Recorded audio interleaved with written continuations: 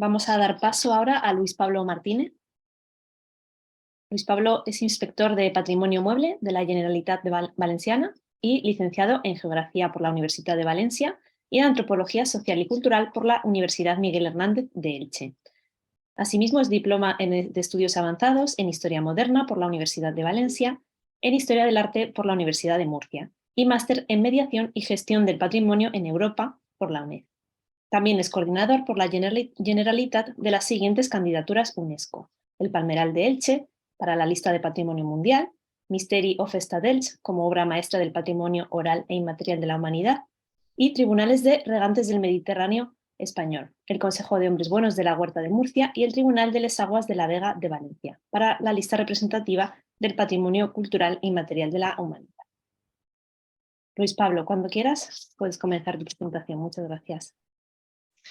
Muchísimas gracias por la presentación. Buenos días. Espero que se me oiga bien, porque no me vais a poder ver porque tengo una serie de problemas con el hardware hoy y con el software. Pero bueno, afortunadamente me podréis oír y podéis ver la presentación, el PowerPoint que estoy ahora mismo cargando. ¿Me podéis confirmar, por favor, que lo estáis viendo? ¿Y que Lo me vemos, oís? Pablo. Vale, y me oís, por lo que veo. Perfecto. Bueno, también querría puntualizar que bueno, mi participación en el webinar de hoy es a título particular. Vengo como historiador y antropólogo, persona que tiene cierta experiencia, y obviamente voy a hablar en función también de mi participación en expedientes, en candidaturas de patrimonio, pero desde luego va a ser una aproximación no institucional en ese sentido, ¿no? Bueno. Salvaguarda del patrimonio cultural inmaterial en zonas de afluencia turística. Por descontado, la Comunidad Valenciana es una de las comunidades líder en actividad turística en global, con el turismo cultural como una parcela emergente, como un segmento emergente dentro de nuestra oferta y de nuestro consumo turístico. Y ello nos genera una serie de particularidades. De todas maneras, antes de comenzar con los casos, porque lo que quiero es mostraros una serie de ejemplos prácticos para que nos haga reflexionar a todas y a todos, yo antes querría partir de unas consideraciones teóricas. Mirad, cuando examinamos los documentos doctrinales, como el Plan Nacional para la Salvaguarda del Patrimonio Cultural Inmaterial o la normativa de Patrimonio Cultural Inmaterial de aplicación en España y en la Comunidad Valenciana, bueno, pues advertimos una cierta desconfianza respecto al turismo, ¿no? En esta imagen yo creo que sintetiza muy bien lo que quiero decir. Aquí vemos a los tetrarcas en la Plaza de San Marcos en Venecia y parece que estén expresando ese temor ante los turistas que les rodean. Bueno, mirad, la primera referencia al turismo en el Plan Nacional de Salvaguarda del Patrimonio Cultural Inmaterial, y en concreto una alusión al turismo cultural, aparece bajo una rúbrica muy significativa. Es la rúbrica 1.4, identificación de los riesgos del patrimonio cultural inmaterial.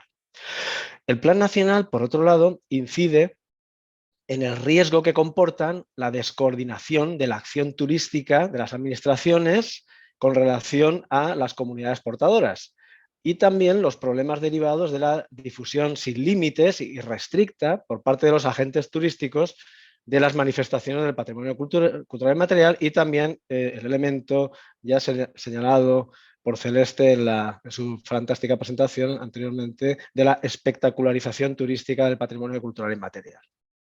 Bueno, el plan nacional, de todas maneras, reconoce que tiene un potencial positivo, ¿no? Y de hecho incorpora el turismo cultural dentro de la programación de acciones de promoción y difusión para la salvaguarda del patrimonio cultural inmaterial, pero siempre, digamos, en un cierto estado de alerta, siempre teniendo presente el riesgo de alteración que para el patrimonio cultural inmaterial pueden suponer, cita literal, los condicionantes del desarrollo turístico. Bueno, en la Comunidad Valenciana contamos con un documento doctrinal inspirado en el Plan Nacional, que es la Guía para la Salvaguarda del Patrimonio Cultural Inmaterial Valenciano. Lo podéis encontrar en línea en el sitio de internet de la Consellería de Cultura. Y bueno, en él podemos ver cómo efectivamente de nuevo el turismo aparece vinculado a los riesgos y tachando, siempre señalando el turismo como algo totalmente ajeno al patrimonio cultural inmaterial, ¿no? Se dice en ese documento, muy útil y muy necesario por otro lado, que es muy vulnerable, se refiere al patrimonio cultural inmaterial, a razón de ser gravemente afectado por las presiones y los cambios exteriores a su naturaleza. Y entonces pone una serie de ejemplos, entre guiones, dice por parte de los públicos, del mercado turístico, de los intereses políticos, etcétera. Bueno, ahí aparece el mercado turístico y también aparecen los públicos. Obvio que dentro de esos públicos están los turistas, que se han desplazado a una localidad determinada para disfrutar de alguna manifestación del patrimonio cultural inmaterial. Bueno, la redacción del párrafo H del artículo 3º de la Ley 10/2015 para la salvaguardia del patrimonio cultural inmaterial, la ley estatal, sectorial, específica de tutela del patrimonio cultural inmaterial, donde se regulan los principios generales de las actuaciones de salvaguardia, un artículo de gran interés, sin duda, aparece una mención a lo siguiente, particularmente significativa, ¿no? Dentro de lo que es el principio de sostenibilidad. Se dice literalmente que la sostenibilidad de las manifestaciones culturales inmateriales, evitándose las alteraciones cuantitativas y cualitativas de sus elementos culturales ajenas a las comunidades portadoras y gestoras de las mismas. Es decir, la sostenibilidad se alcanza, digamos, luchando, tratando de controlar este tipo de elementos ajenos que inciden, que pueden incidir de manera no sostenible sobre el elemento inmaterial. Y se señala a continuación que las actividades turísticas nunca deberán vulnerar las características esenciales ni el desarrollo propio de las manifestaciones. Es interesante, siempre esta dualidad entre un desarrollo interno, propio, puro, esencial, no lo sé, y esa mirada de la otredad o desde la otredad de quienes se aproximan al patrimonio inmaterial para disfrutar de su, bueno, participar en el mismo, disfrutar de su contemplación, etcétera. Bueno, yo entiendo o presumo que parece bastante evidente que toda la doctrina y todo el ordenamiento jurídico se aproximan al turismo como algo ajeno al patrimonio cultural inmaterial y desde luego a priori así lo parece, ¿no? A priori, subrayo. Porque claro, desde la óptica de la ontología del patrimonio cultural inmaterial, si consideramos cuál es la génesis y cuáles son los procesos de recreación que operan en general a escala local, en el seno de las comunidades portadoras, obviamente que todo aquello que venga de fuera, pues a priori parece ajeno. Pero ¿es ajeno al 100%? Ahí dejo una primera pregunta, ¿no? Porque de hecho yo entiendo que debemos reconocer que el turismo forma parte del proceso patrimonial. Porque el patrimonio realmente es un proceso, sea el inmaterial o sea el tangible. Si en el caso del tangible nos quedamos con una declaración publicada en un diario oficial y no continuamos invirtiendo en su conservación, restauración, puesta en valor, etcétera, pues probablemente acabaremos teniendo una ruina que colapse. Entonces, hay una serie de principios rectores del ordenamiento del patrimonio cultural en España que emanan de la propia Constitución española y que son de aplicación tanto al patrimonio tangible, el de toda la vida, digamos coloquialmente, y el patrimonio cultural inmaterial que continuamos explorando. Todavía estamos aprendiendo a cómo gestionarlo porque tiene unas especificidades indudables, ¿no? ¿De qué manera el turismo se incardina en este proceso patrimonial? Yo entiendo que claramente a través del principio de accesibilidad ciudadana sancionado por el artículo 3E de la ya citada Ley 10/2015, como una emanación del derecho a la cultura consagrado por el artículo 44.1 de la Constitución. Y hay que recordar que en la Constitución las bases de nuestro ordenamiento del sector de patrimonio señalan lo siguiente, son el artículo 46 más el 44.1 y te están prescribiendo una especie de secuencia, un proceso. Se dice en el 46 que se debe garantizar la conservación y se debe promover el enriquecimiento por parte de los poderes públicos y en el 44.1 se habla del derecho a la cultura y ahí está el acceso. Y eso está fantásticamente sintetizado en el artículo 2.1 de la Ley de Patrimonio Histórico Español cuando se alude a cuáles son los deberes y atribuciones esenciales de la Administración del Estado. Y en concreto, como veis, se alude expresamente a esa garantía de conservación del patrimonio, promoción del enriquecimiento del mismo y fomento y tutela del acceso de los ciudadanos a los bienes comprendidos en él. los turistas que vengan de otros lugares del Estado español, desde luego son ciudadanos españoles, los turistas que vengan de la Unión Europea vienen cubiertos por toda la normativa de la Unión Europea, en el sentido de que deben ser tratados sin discriminación respecto a los ciudadanos españoles, y España ha firmado infinidad de convenios y de instrumentos de derecho público internacional del patrimonio que nos obligan a tratar nuestro patrimonio como un patrimonio común de todos, de toda la humanidad. Bien. Por otro lado, es verdad también que la industria y las administraciones de turismo son conscientes de la necesidad de contribuir a la conservación, recreación o a la restauración, revitalización y puesta en valor del patrimonio cultural.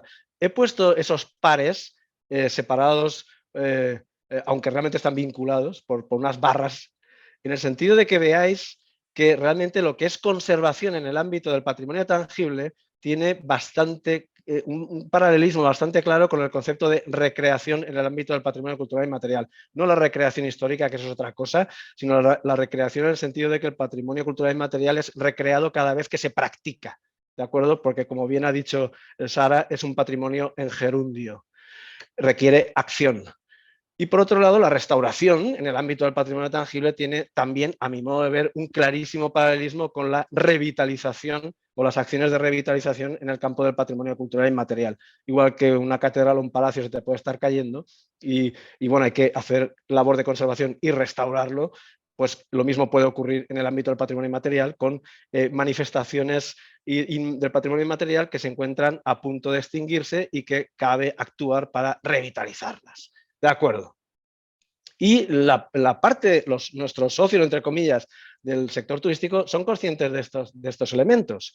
Desde luego, en Comunidad Valenciana, la reciente ley de turismo, ocio y hospitalidad de la Comunidad Valenciana lo dice bastante claro. Hasta en 3 ocasiones hay alusiones expresas a que la acción de los agentes turísticos debe de orientarse al respeto, recuperación del patrimonio, etc. No me voy a detener a leerlas, simplemente os remito a ese artículo 17, recuadrado la referencia en concreto. Este es el artículo de las obligaciones de las personas usuarias de servicios turísticos y parte del respeto del patrimonio cultural y medioambiental. El artículo 36, donde en su párrafo 4 se trata cuáles son los objetivos de la acción del impulso del turismo, y aparece casi de inmediato la puesta en valor y conservación dice recursos turísticos vinculados al patrimonio cultural y natural. Al final de la presentación retomaremos el tema de los recursos, del vocabulario. Y el artículo 57, donde se habla de la sostenibilidad y la integración paisajística de las actividades turísticas, y obviamente ello pasa por el respeto y conservación del patrimonio cultural y natural. Bien. Por otro lado, hay que reconocer que el patrimonio cultural inmaterial, como es un patrimonio vivo, y es un patrimonio vivo en seres humanos, pues podríamos decir, y permítanme la metáfora, aunque pueda sonar exagerado, que es un patrimonio cuántico, porque el patrimonio cultural inmaterial tiene esa virtud y esa dificultad y ese encanto, que los portadores reaccionan cuando son observados. De manera que yo entiendo que sí que tenemos unos ciertos elementos para sostener que los turistas son algo más que parte de una escenografía que marca el patrimonio inmaterial. Los turistas inciden en el patrimonio cultural inmaterial desde el exterior, muy bien, sí, vienen de otras comunidades, pero yo entiendo que no podemos considerar que sean enteramente ajenos al patrimonio cultural inmaterial, a su producción, a la manera como se manifiesta. Y ello me lleva a traer un ejemplo que, hombre, voy a hablar de la Comunidad Valenciana, pero permítanme que les proyecte este ejemplo clarísimo de lo que pueden ser, lo que también en cierta literatura pues se pueden considerar como efectos negativos, negativísimos de la actividad turística sobre el patrimonio inmaterial, pervirtiendo su autenticidad, etcétera, etcétera, etcétera. Es un caso palmario, notorio de autenticidad escenificada que pude experimentar en una visita a una localidad llamada Abiané en Irán, a una hora y media al sur de Kashan, en la provincia de Esfahan. Bueno, aquí yo paseaba con la cámara y vi un pasaje muy interesante desde el punto de vista de la arquitectura vernácula y una mujer que se aproximaba bajando, descendiendo, vestida con lo que, bueno, pues podríamos decir sus ropas tradicionales, típicas de la zona. Muy bien, eso puedes pensar desde una perspectiva de antropólogo inocente que te acercas allá. Y de repente, ¿qué ocurre? Que estas mujeres comenzaron a sentarse en la calle. Y realmente lo que estaban era haciendo eso, estaban representando su autenticidad. ¿Para quién? Para los turistas, entre los cuales había extranjeros. Quiero decir con ello que efectivamente estos trajes tradicionales o estas vestimentas, pues yo no sé si las seguirían llevando sí o no a día de hoy, si no hubiera actividad turística, pero está muy claro que a día de hoy están llevando a cabo esta actividad de mantenimiento de ese tipo de vestidos en relación a la visita turística. Y por otro lado, también pude experimentar cómo estos elementos tan turistificados al final también ayudaban a establecer el diálogo, el respeto, la comprensión mutua, la estima mutua entre visitantes y locales, ¿de acuerdo? Y bueno, antes de seguir adelante, simplemente expresar mi solidaridad con las mujeres de Irán en estas circunstancias tan difíciles que estamos viviendo. Si no hubiera público, si no hubiera turistas, los participantes en muchas de nuestras fiestas que se desarrollan en los espacios públicos se comportarían de la misma manera, desfilarían con la misma alegría y con la misma energía que si estuvieran solos o les estuviera viendo solo otros miembros de la comunidad portadora o de sus familias y poco más allá. Pues creo que no. De todas maneras, incluso en este tipo de festejos, estas son las fiestas de moros y cristianos en Bañeres de Mariola, son fiestas que se celebran alrededor de la festividad de San Jorge.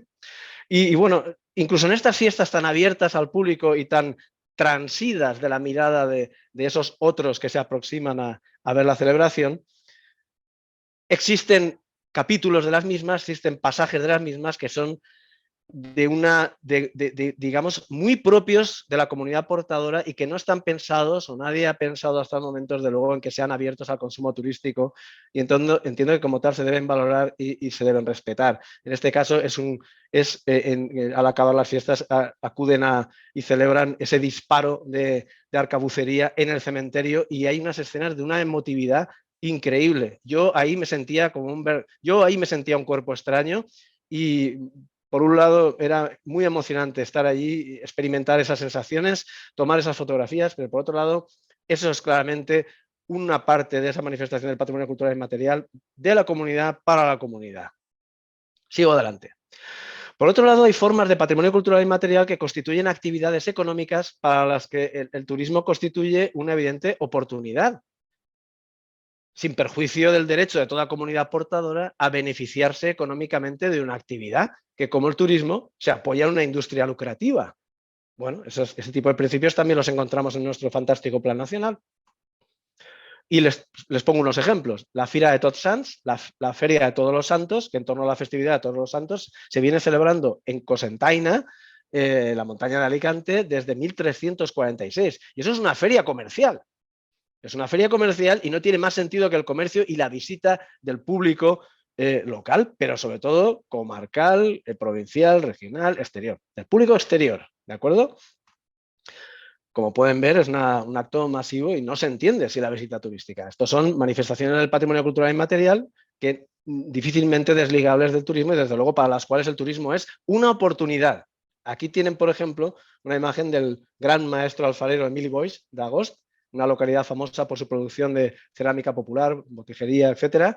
Y bueno, Emili tiene su taller abierto a la visita pública, como pueden ver en esta imagen. Incluso tiene una producción hecha profeso para determinado tipo de visitantes, pero claro, no todo el mundo se va a comprar un botijo de tamaño real, 1:1, para llevárselo a casa, pero sí que todo el mundo estará dispuesto, aunque solo sea por haberle conocido y haber tenido contacto con él y haber oído de sus sabias palabras, a comprar algún recuerdo. Y entonces, obviamente, Emili está viviendo de los turistas y de la gente que visita Agost para conocer la artesanía de la cerámica.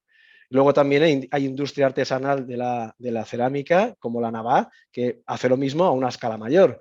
Esta es la fábrica con su producción y su tienda, ¿de acuerdo? Y esto, obviamente, esta industria, si no vende al exterior, pues no se puede mantener esa tradición de patrimonio cultural inmaterial. Son manifestaciones que proceden de maneras de producir y de comercializar del mundo preindustrial que a duras penas sobreviven a día de hoy. Y entonces, obviamente, necesitan la visita turística y la venta a los turistas. Y bueno, en cuanto al beneficio respecto a los flujos turísticos, pues tenemos el ejemplo de las fallas de Valencia, que desde inmemorial casi, pues las fallas, sobre todo las de mayor calibre, que gastan más dinero en construir esos monumentos colosales, pues cobran entrada. esta caja que ven aquí, con una persona dentro, no está vendiendo cerveza, aunque aparezca un patrocinador, sino que está, digamos, cobrando una entrada para acceder a la visita del monumento, ¿de acuerdo? Y las administraciones, junto con los falleros, pues organizan venta de entradas para que los visitantes de Valencia puedan tener su ticket para hacer la visita a distintas fallas, etcétera. Muy bien. Por otro lado, para minimizar los riesgos derivados del acceso turístico al patrimonio cultural inmaterial, conviene interpretar el principio de sostenibilidad del artículo 3H, que ya lo hemos visto, a la luz de los principios de protagonismo de las comunidades portadoras, de participación y de dinamismo del patrimonio cultural inmaterial. El mismo artículo 3, párrafos C, D y G. ¿Y qué es lo que ocurre cuando hacemos esa interpretación integrada, esa lectura integrada? Pues bueno, constatamos y partimos de la constatación de que el patrimonio cultural inmaterial es vivo y evolutivo, es inherentemente dinámico, y por otro lado, que la interacción de los portadores con el público, que siempre se da, o casi siempre se da, siempre será fuente de cambio, siempre. Pero que la clave para que sea un cambio sostenible estriba en que la comunidad portadora sea consciente de las consecuencias de los cambios y tome las riendas de los cambios antes de que los cambios tengan lugar, antes de que otros les impongan los cambios, a partir de sus lecturas e interpretaciones desde el exterior, que pueden ser muy sesgadas y reduccionistas. Entonces, la participación activa y concertada de las comunidades portadoras en la definición e implementación de las actividades turísticas y en la capacitación patrimonial de los agentes turísticos resulta absolutamente necesaria, en línea con las propuestas del Plan Nacional. Claro, tomar las riendas supone tomar decisiones, y estas decisiones, como bien nos ha recordado esta mañana Inés Astre en su intervención, pues hombre, la comunidad puede rechazar el acceso turístico porque pueden anteponer su calidad de vida y su forma de vida tradicional a ese desarrollo del mercado turístico. Ella ha recordado el ejemplo de Siurana, y nosotros tenemos ejemplos como en la localidad de Cullera, que se aprobó una ordenanza de tráfico que garantiza los derechos de la gente que saca las sillas a la calle, ya no sobre los coches que circulen sobre determinadas calles del pueblo, sino sobre los viandantes que pasen por las aceras. Queda garantizado el derecho a que la gente saque la silla y se siente en la puerta de la calle. Esto es de 2016. O el caso que ha sido muy publicitado últimamente en los medios de Ayodar, en la provincia de Castellón, que puso un cartel fenomenal, lo estáis viendo aquí a la derecha, lo he transcrito porque creo que vale la pena leerlo un poquito. Dice: atención, estás entrando en territorio rural, te recordamos que aquí las iglesias tienen campanarios que tocan las campanas, las vacas llevan cencerros que hacen ruido, los gallos cantan a horas intempestivas, los animales cruzan las calles y las carreteras sin avisar, hay agricultores trabajando el campo para producir nuestros alimentos y los tuyos, cuando se abona huele mal. Si no te gusta, te deseamos buen viaje. Y en caso contrario, serás bienvenido y podrás disfrutar de nuestros paisajes, gastronomía, artesanía y sobre todo de nuestra hospitalidad. Otras comunidades portadoras se abren al acceso ciudadano, pero las limitaciones propias del espacio cultural donde operan constriñen y limitan la posibilidad del desarrollo de la actividad turística. Un caso paradigmático es Elche, con su famoso Misteri, el Misterio de Elche, representación cantada y teatralizada de la muerte, asunción y coronación de la Virgen María, que se viene desarrollando en el seno de la Basílica de Santa María de Elche desde la Baja Edad Media, cuando menos. Entonces, en este caso, es una celebración impresionante desde el punto de vista histórico, artístico, musicológico, etcétera, pero que se celebra en un espacio muy constreñido, muy confinado. Y se da la paradoja de que, por un lado, ha recibido un grandísimo reconocimiento por la UNESCO, pero por otro lado tiene unas limitaciones clarísimas en cuanto a la capacidad de acoger público. No obstante, el Misteri, por cierto, que la declaración del 31 se declaró el Misteri como monumento nacional, ya se hablaba en esa declaración del interés turístico, del hecho de proteger el Misteri. Se hablaba de que la protección del Misterio sería un legítimo motivo de atracción para el turismo y por tanto una fuente de ingresos. Curioso, ¿verdad? Bueno, pues por un lado el municipio de Elche hace uso de ese carácter emblemático del Misteri para promocionar la ciudad. Aquí está en el cartel anunciador cartel publicitario turístico de Elche, se puede leer: este verano descubre una ciudad con misterio. Guiño, guiño, podría decir alguien, y aquí aparece una imagen típica del Misteri con la lluvia de oropel al final de la representación. Y el patronato, pues, viene desde hace mucho tiempo organizando ensayos ensayos previos a la celebración a los cuales se puede acceder mediante pago. Lo que ocurre es que el número de entradas es muy limitado, no llega a 1 millar por representación. O el caso, por ejemplo, de comunidades de regantes que en estos contextos en el que bueno, se viene diciendo que el regadío tradicional por inundación malgasta el agua y todas estas cosas que no son verdad, y aprovecho para decirlo, bueno, pues hay muchas comunidades que se están esforzando en mostrar los valores de su patrimonio a la ciudadanía local y a los visitantes. Lo que ocurre es que, pues con una serie de limitaciones, como es obvio en el caso del acceso a la ceremonia de apertura del partidor de las Aigües en Bañeres de Mariola, que es el mismo pueblo donde los moros y cristianos que hemos visto antes. En este caso, es anualmente se reúnen en el mes de marzo los representantes de 3 comunidades de regantes, cada uno con su llave, todos ponen la llave en cada una de las 3 cerraduras y entran. Esto, que era una ceremonia de inspección puramente rutinaria de tipo laboral, se está transformando en un elemento cultural, se está patrimonializando, y la gente le gusta acceder cada vez más a conocer esa tradición tan antigua que viene de la Edad Media también. ¿La capacidad es limitada? Bueno, los grupos serán limitados y por otro lado también es muy adecuado para conocer el paisaje cultural extraordinario vinculado al Parque Natural de la Sierra Mariola, donde se inserta este elemento del patrimonio hidráulico.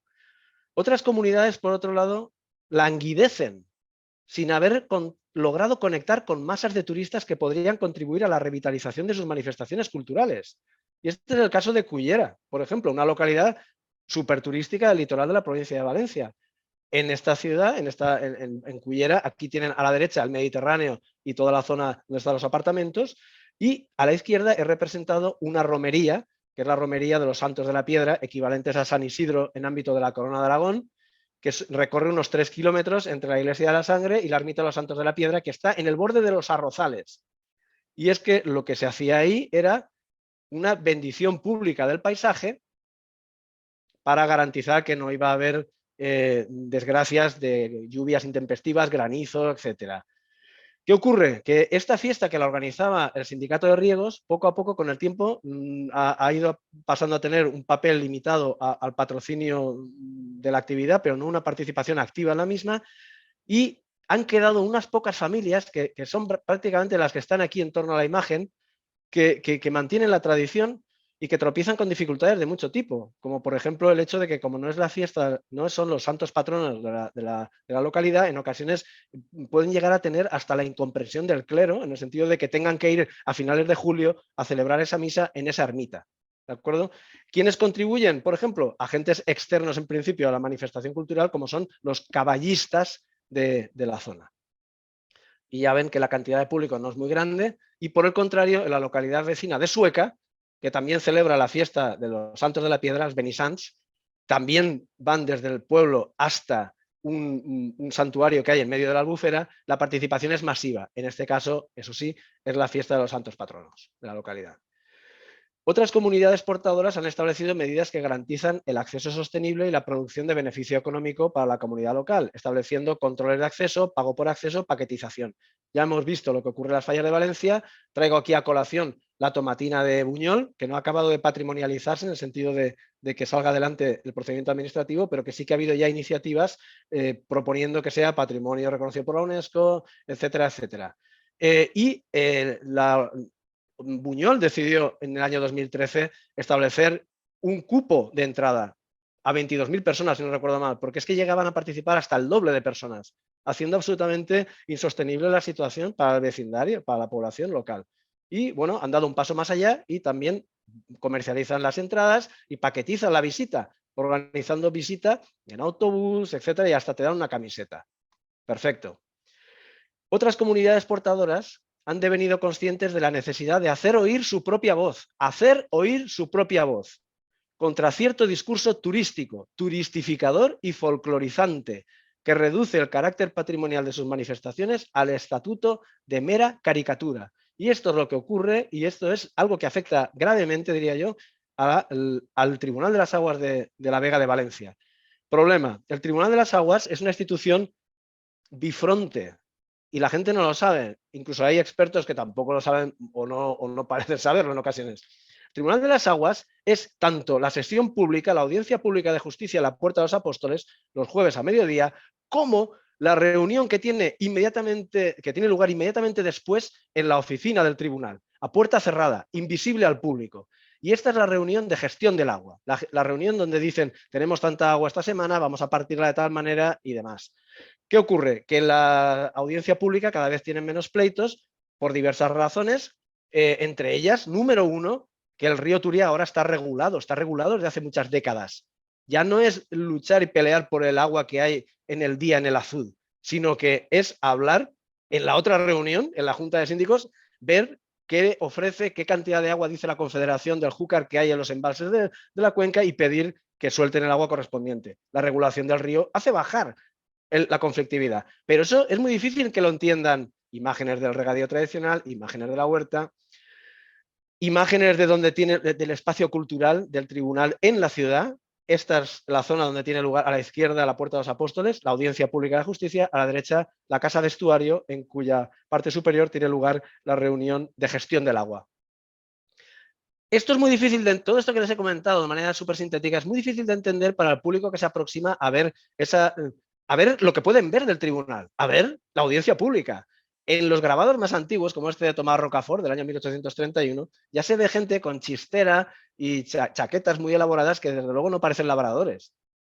En esta postal de difusión de los valores turísticos de Valencia de principios del siglo XX, vemos gente que claramente pertenecen a la burguesía y a la alta burguesía y que desde luego probablemente no han tocado una azada en su vida.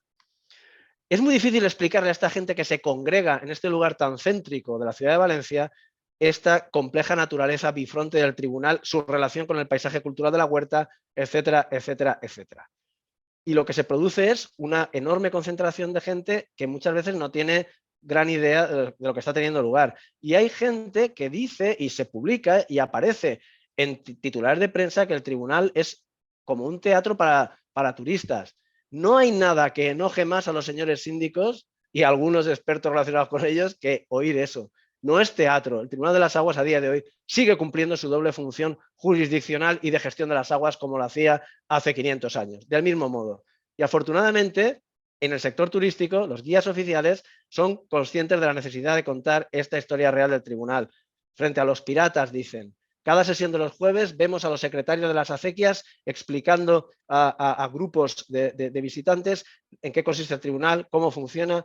El tribunal tiene su propia web, donde lanza su mensaje luchando contra ese discurso reduccionista y folclorizante, participan en la organización de exposiciones, tienen sus redes sociales, han trabajado por obtener una sede permanente para un museo del agua y lo vienen haciendo desde después de que la candidatura saliera adelante en el año 2009, pero ha sido recientemente cuando al final se ha podido comenzar a trabajar en la materia y, por ejemplo, se ha habilitado este dispositivo para la didáctica acerca de lo que es el tribunal en el zaguán de entrada a la casa vestuario, que está funcionando muy bien, porque bueno, ya que no pueden ver el tribunal todos los jueves, pues cuando pasa por ahí la gente al menos tiene una idea mínima de en qué consiste la explicación explicada por ellos mismos a través de sus audiovisuales.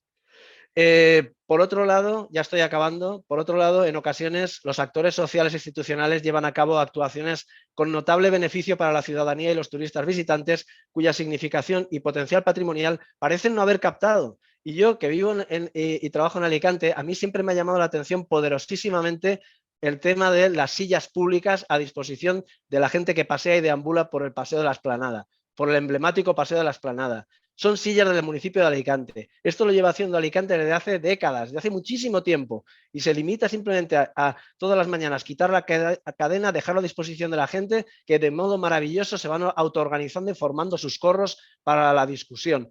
Esto es una maravilla, esto es una buena práctica de mantenimiento de la forma de vida tradicional a la fresca mediterránea, si se quiere de una manera sublimada y transferida desde los domicilios a un espacio público de primer nivel como es el Paseo de la Esplanada, donde converge todo el mundo, los habitantes locales y los centenares de miles de visitantes que deambulan por Alicante.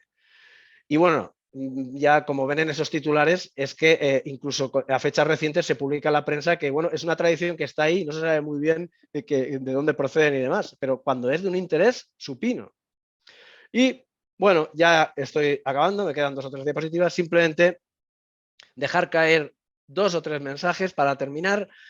Uno, desde el punto de vista de la industria turística, porque estamos hablando siempre desde la mirada por lo que respecta al patrimonio cultural inmaterial, sus problemas, etc. Pero si lo vemos desde la óptica de la industria turística, pues conviene cuidarse de ese tipo de difusión y promoción turística hecha sin mucha reflexión previa, sin ese trabajo de campo tan fantástico que nos ha mostrado Beatriz, ¿no? La metodología participativa de la BRID, por ejemplo. O sea, sin ese tipo de trabajo que te permita ajustar tu oferta a las características y las fortalezas y debilidades del elemento patrimonial, pues es probable que lo que vayas a hacer es generar frustración en los visitantes, con el consiguiente impacto negativo sobre el destino. Si les prometes que van a poder ver una cosa que luego por razones físicas no tienen acceso a la misma, pues aquí tenemos un problema. Y bueno, por último, señalar que conviene que los y las patrimoniólogos y patrimoniólogas, utilizando la afortunada expresión de Pepe Castillo, de la mano de las comunidades portadoras, demos la batalla por el lenguaje. Y me parece que es un mensaje poderoso a retener en estos últimos palabras, por mi parte. No estamos tratando con meros recursos patrimoniales. Ante todo y por encima de todo, estamos tratando con elementos, manifestaciones, bienes, llámenlo como quieran, pero elementos del patrimonio cultural inmaterial. Algunos de ellos podrán ser considerados recursos a partir de ese estudio y de esa meditación acerca de sus características y de la voluntad de los portadores. Algunos podrán serlo y solo algunos llegarán a poder ser productos turísticos sostenibles. Muchísimas gracias.